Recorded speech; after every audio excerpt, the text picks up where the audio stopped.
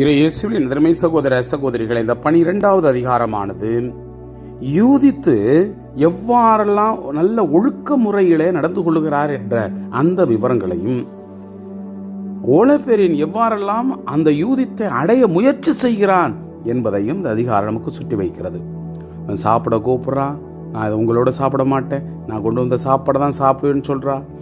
அதுக்கப்புறம் இது தீர்ந்து போயிடுமே அப்படின்னு சொல்ல, இல்லை அதுக்குள்ளே கடவுள் நான் செய்ய வேண்டிய வேலையை செய்ய வைத்திருவார் என்றும், மறுபடியும் அவள் அந்த அருவியிலே சென்று குளித்து அங்கு கடவுளோட வேண்டுவதையும், மறுபடியும் இவன் ஆள் அனுப்பி எப்படியாவது நான் அவளை அடைய வேண்டும் என்ற வெறித்தனமாக ஓலப்பேரின் திகழ்வதையும், அப்போது நான் வருகிறேன் என்று சொல்லி யூதித்து வந்து அவளிடம் அந்த ஒரு நிகழ்வையும், இந்த ஓலப்பேரின் என்றுமில்லாத ஒரு மகிழ்ச்சியிலே மது அறிந்து கொண்டிருப்பதையும் இந்த அதிகாரம் சுட்டி காட்டுகிறது. ஆம் அன்புக்குரியவர்களே, யூதித்து எதற்காக சென்றாலோ அந்த தெளிவோடு ஞானத்தோடு செயல்படுவதையும், ஓலப்பேரின் தன்னுடைய அல்ப சிந்தனையிலே அளவுக்கு மீறி போவதையும் நாம் உள்வாங்கும் பொழுது, கடவுளுடைய திட்டத்தை நாம் உள்வாங்க வேண்டுமானால் ஞானம் முதலில் இருக்கணும். அல்ப சிந்தனையை விட ஞானம் முதன்மையை பெறும் பொழுது அது ஆற்றல் மிகுந்ததாக மாறும் என்பதை உள்வாங்கியவர்களாக இந்த அதிகாரத்திற்கு நாம் செய்யமெடுப்போம். ஓலப்பேரின் தன் வெள்ளி கலன்கள் வைக்கப்பட்டிருந்த இடத்திற்கு யூதித்தை அழைத்து வர கட்டளையிட்டான். தான் உண்டு வந்த அறுசுவை உணவையே அவள் உண்ணவும், தன் திராட்சை மதுவையே அவள் பருகவும் ஏற்பாடு செய்ய ஆணையிட்டான். அதற்கு யூதித்து, இவற்றை நான் உண்ண மாட்டேன், அது குற்றமாகும், நான் கொண்டு வந்துள்ள உணவுப் பொருட்களே எனக்கு போதும் என்றார். ஓலப்பேரின் அவரிடம், நீ கொண்டு வந்துள்ள உணவுப் பொருட்கள் தீர்ந்து போகுமானால் அவை போன்ற உணவை உனக்கு கொடுக்க எவ்வாறு எங்களால் முடியும்? உன் இனத்தாருள் ஒருவரும் எங்கள் நடுவே இல்லையே என்றான்.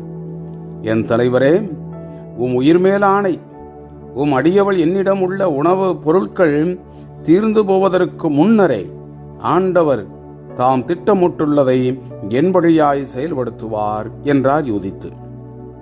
பிறகு ஓலப்பேரினின் பணியாளர்கள் யூதித்தை கூடாரத்திற்குள் அழைத்து சென்றார்கள். யூதித்து நள்ளிரவு வரை உறங்கினார்.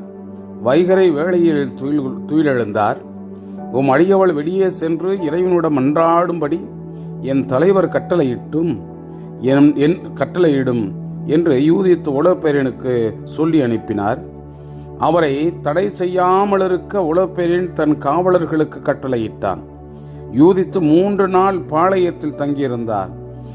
அவர் இரவு தோறும் பெத்தூலியாவின் பள்ளத்தாக்குக்கு சென்று பாளையத்தின் அருகில் இருந்த நீரூற்றில் குளிப்பார். குளித்து முடித்த பின் தம் மக்களினத்திற்கு வெற்றி அளிக்கும் வழியை தமக்கு காட்டுமாறு இஸ்ரேலின் கடவுளாகிய ஆண்டவரை மன்றாடுவார்.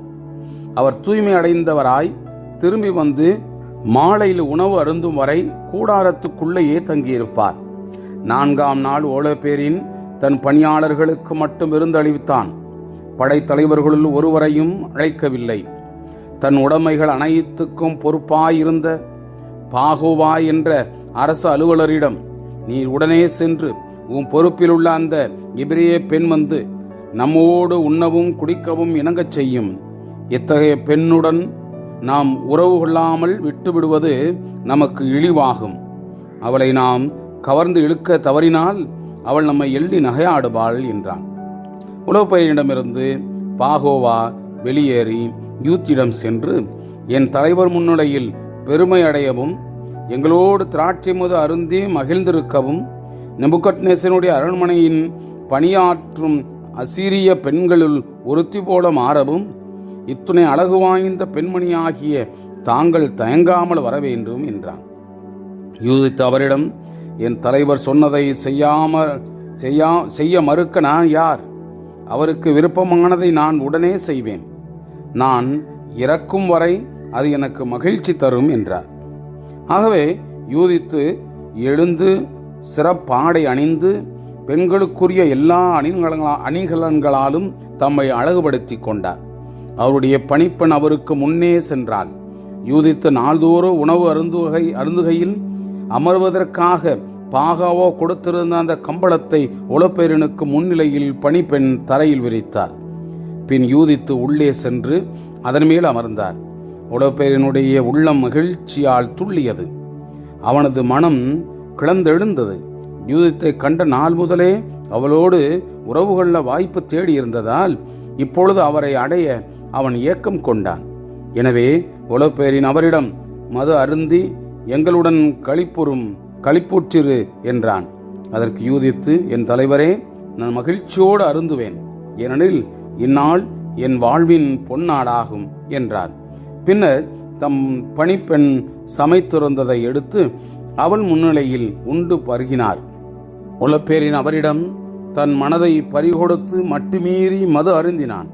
பிறந்த நாள் முதல் அன்று போல் அவன் என்றுமே மது அருந்தியதில்லை. Praise the Lord. இயேசுவுக்கே புகழ். மரியே வாழ்க.